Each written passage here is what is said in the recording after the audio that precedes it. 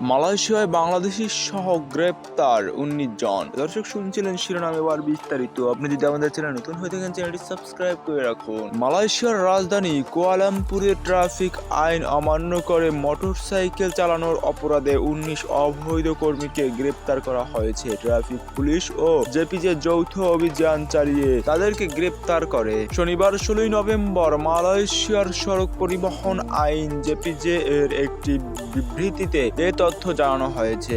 বিবৃতিতে বলা হয়েছে, ট্রাফিক আইন অমান্য করে মোটরসাইকেল চালানোর অপরাধে তাদের গ্রেপ্তার করা হয়। এদের মধ্যে ৯ জন ইন্দোনেশিয়ান নাগরিক, ৩ জন বাংলাদেশি, ৪ জন ভারতীয় ও বাকি ৩ জন অন্য দেশের নাগরিক বলে বিবৃতিতে উল্লেখ করা হয়। এছাড়া ১৪১ জন স্থানীয় নাগরিককে সন্দেহজনক হিসেবে টোপ টেস্ট করা হয়। টোপ টেস্টে ১৬ জনের পজিটিভ হলেও তাদেরও গ্রেপ্তার করা হয়। বিবৃতিতে আরও বলা হয়েছে, মালয়েশিয়ার সড়ক পরিবহন আইন জেপিজে অবৈধভাবে বসবাসের জন্য ১৯ বিদেশি কর্মীকে অভিবাসন আইন অনুযায়ী পরবর্তী পদক্ষেপ নেওয়ার জন্য তাদেরকে ইমিগ্রেশন ডিপুতে রাখা হয়েছে। তো বন্ধুরা, আজকের ভিডিও ছিল এই পর্যন্ত। ভিডিওটি যদি ভালো লেগে থাকে অবশ্যই চ্যানেলটি সাবস্ক্রাইব করে রাখুন পরবর্তী ভিডিওর জন্য।